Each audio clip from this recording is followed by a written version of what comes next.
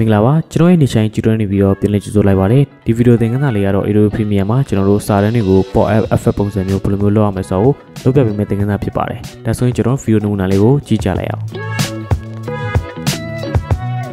်ဗီဒီယိုနမူနာလေးကိုကြည့်ပြီးပြီဆိုရင်တော့ကျွန်တော်တို့စကြလိုက်အောင်ပထမဆုံးဆင်းနေနဲ့ကျွန်တော်က project တစ်ခုကိုတိစောက်လိုက်ပါ project တစ်ခုတိစောက်ပြီးဆိုရင်တော့ကျွန်တော်တို့ပထမဆုံးဘာယူရမလဲဆိုရင်တော့ window မှာလာပြီးတော့ကျွန်တော်တို့ essential graphic ကိုယူထားပေးရမှာဖြစ်ပါတယ်ကျွန်တော်အနေနဲ့ယူထားတာဖြစ်တဲ့အတွက်ဒီမှာ box လေးကြာလာမှာဖြစ်ပါတယ်ဒုတိယချက်အနေနဲ့ကတော့ကျွန်တော်တို့အနေနဲ့စာတန်းကိုယူရမှာဖြစ်ပါတယ်စာတန်းလုံးမှာဖြစ်တဲ့အတွက်ကျွန်တော်တို့ကနောက်ပိုင်းမှာဆိုရင်ကျွန်တော်ဒီ2မှာကျွန်တော် T ဆိုတဲ့အတူကောက်လေးမြင်ရလိမ့်မယ်အဲ့ဒါလေးကိုနှိပ်ပြီးတော့ monitor မှာ test လုပ်လို့ရပါတယ်ဒါမှမဟုတ် keyboard က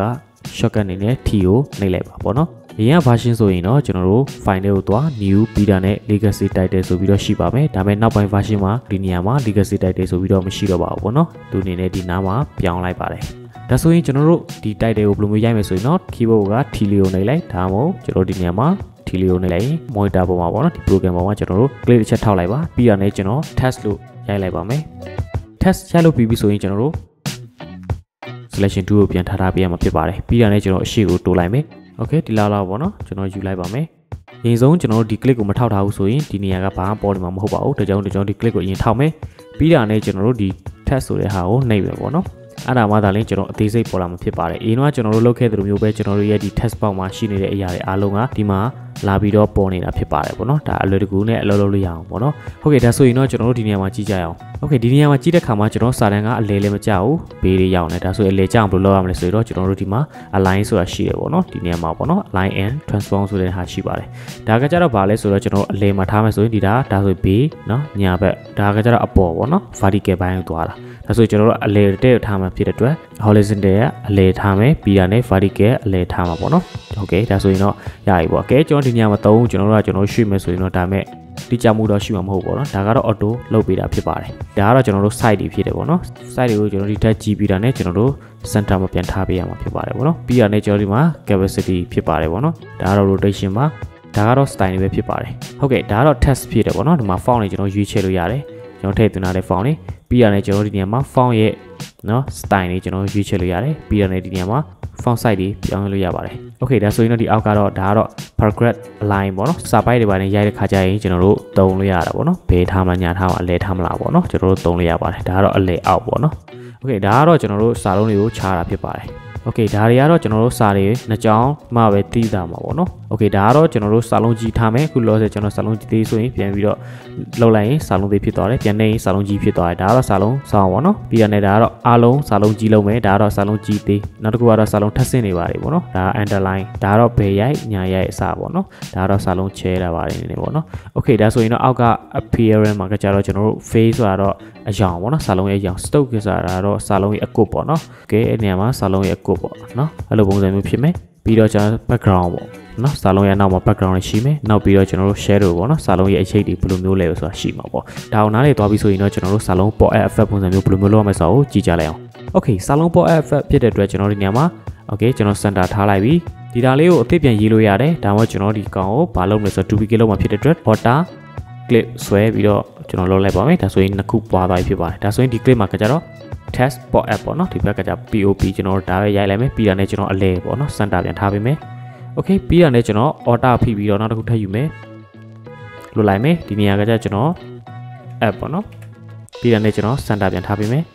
okay ပြီးတာနဲ့ကျွန်တော်နောက်တစ်ခုကတော့ effect ပေါ့နော်ဒါဆိုရင် effect ကိုကျွန်တော်ရိုက်လိုက်ပြီပြီးတာနဲ့ကျွန်တော် center ပြန်ထားပေးမယ်ဒီလိုပုံစံလေးရပြီပေါ့နော်ဒါပေမဲ့ဒီလိုပုံစံကကြတော့ကျွန်တော်တို့ pop up ဖြစ်တယ်ဆိုပေမဲ့လေပေါ့နော်တိတ်ပြီးတော့ creative မဖြစ်ဘူးပေါ့နော်ဒါဆိုရင်ကျွန်တော် creative ဖြစ်အောင်လုပ်ရမှာဖြစ်ပါတယ်ဒါဆိုရင်ကျွန်တော် effect တွေကိုလာပြီးတော့ကျွန်တော်တို့ဘာယူမလဲဆိုရင်တော့ transform ကိုကျွန်တော်ယူမှာပေါ့နော်ကျွန်တော်တို့ transform မယူဘဲနဲ့အခြား effect control တွေမှာလုပ်လို့ရလားဆိုတော့လုပ်လို့ရပါတယ်ဒါဆို transform ကိုကျွန်တော်ဒီ footage တွေကိုဆက်ထည့်လိုက်ပါမယ်နော် test footage မှာပြီးတော့ကျွန်တော် effect control တွေမှာလာတဲ့ခါမှာကျွန်တော်တို့ဒီ transform မယူဘဲနဲ့ကျွန်တော်ဒီထဲမှာလည်းလုပ်လို့ရတယ်ပေါ့နော်ဒီထဲမှာလုပ်လို့ရတယ်ဆိုပေမဲ့သူ့ရဲ့အားသာချက်အားနည်းချက်လေးတွေတော့ရှိတယ်အဲဒါကြောင့်ကျွန်တော် transform ယူတယ် transform မှာယူရတဲ့အတွက် transform ကိုဖျက်လိုက်ရင်ဒီနေရာမှာပြန်ပြီးတော့အလုပ်ရှုပ်ကြတယ်မရှိတော့ဘူးပေါ့နော် transform မှာကျွန်တော်တို့ scale သုံးတာဆိုရင်ကျွန်တော်တို့ကဒီနေရာမှာလည်း scale ရှိတဲ့အတွက်နှစ်ခေါက်သုံးခေါက်ယူလို့ရတာပေါ့နော် okay အဲ့ဒါဆိုရင်တော့ကျွန်တော်တို့ transform ထဲမှာဘာလိုမျိုးလုပ်မလဲပေါ့စာလုံးသေးကြီး ဆိုရင်ကျွန်တော်ဒီနေရာမှာကျွန်တော် frame ကိုရည်ကြည်လိုက်မယ်1 2 3 4 5 frame ကြီးကျွန်တော်ထားလိုက်မယ်ပြီးတော့ကျွန်တော် scale ကိုသုံးမှာဖြစ်တယ်ပေါ့နော် pop up ပုံစံမျိုးဖြစ်တဲ့အတွက်ဒါဆိုရင်ကျွန်တော်ဒီမှာ token animation ကိုဖွင့်လိုက်မယ်ပြီးတော့ရှေ့ဆုံးထားပြီးတော့ကျွန်တော်3ညလို့ရိုက်ထည့်လိုက်မယ်ဒါဆိုရင်စာလုံးကဒီလိုမျိုးပွင့်လာမှာဖြစ်ပါတယ်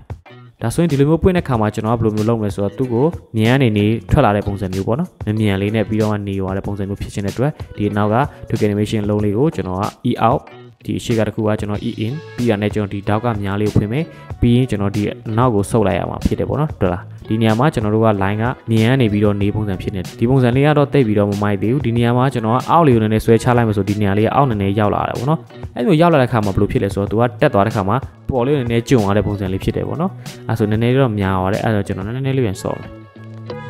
အဲ့လိုပုံစံမျိုးနည်းနည်းလေးတက်လာတဲ့ပုံစံလေးပေါ့နော်โอเคအဲ့ဒါဆိုရင်ကျွန်တော်လိုချင်တဲ့ပုံစံလေးကဒီလိုမျိုးဖြစ်သွားပြီပေါ့နော်ပြီးဆိုတာနဲ့ကျွန်တော်တို့ဒီဒါလေးကိုပြန်ပိတ်လိုက်မယ်ပြီးရင်ကျွန်တော်တို့ဒီနေရာမှာအဆုံးမှာပြန်ပြီးတော့လောက်အောင်ပါပေါ့နော်ဒါဆိုရင်ကျွန်တော်ဒီနေရာမှာ token animation သုံးထည့်ယူမယ်ပြီးတာနဲ့ကျွန်တော်ဒီနေရာမှာ3ညပြန်ပေးရမှာဖြစ်ပါတယ်ပြီးတော့ကျွန်တော်အဆုံးထိထားလိုက်မယ်ပြီးရတဲ့ပုံစံတူပဲခဏလောက်တဲ့ပုံစံတိုင်းပဲကျွန်တော်ဘာလုပ်ရမလဲဆိုတော့ right click ကျွန်တော်ဒီမှာ e out ဒီမှာက e in ပြီးတာနဲ့ဒါလေးကိုဖွင့်ပြီးတာနဲ့ကျွန်တော်ဒီအဓာလေးကိုအနောက်ကိုဆုပ်ဒီလိုလေးပေါ့နော်အဲ့ဆိုရင်သူပုံစံနဲ့ဒီလိုလေးဖြစ်မယ်โอเคဟုတ်ပြီအဲ့ဒါဆိုရင်တော့ကျွန်တော်ဒါလေးကိုပြန်ပိတ်လိုက်မယ်ပြီးတာနဲ့ကျွန်တော် transform ကို right click နှိပ်ပြီးတော့ copy ယူမယ်ပြီးရင်ဒီ text ခုမှာကျွန်တော်ဝင်ပြီးတော့ကျွန်တော် right click paste နောက်တစ်ခုဝင်ပြီးတော့ right click paste နောက်တစ်ခုဝင်ပြီးတော့ကျွန်တော် right click paste ဒါမှမဟုတ် control v ပေါ့နော်ပြီးရင်ကျွန်တော်ဒါလိုက်ဖွင့်ကြည့်မယ်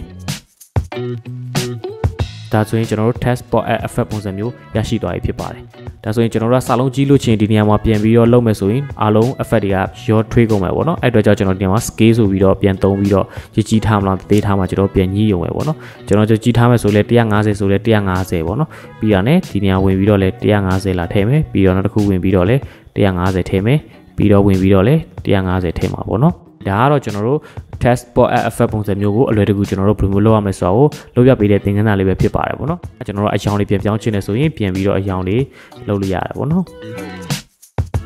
โอเคအယောင်လေးတွေပေါ့နော်အယောင်မတူညီတဲ့ပုံစံမျိုးလဲကျွန်တော်တို့ထည့်လို့ရတာပေါ့ဒါကတော့ကျွန်တော်တို့ရဲ့ creation ပုံမှန်ပွဲမှုတည်သွားတယ်ပေါ့နော်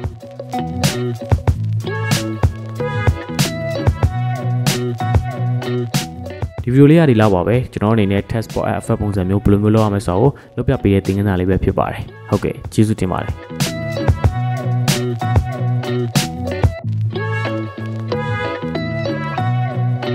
်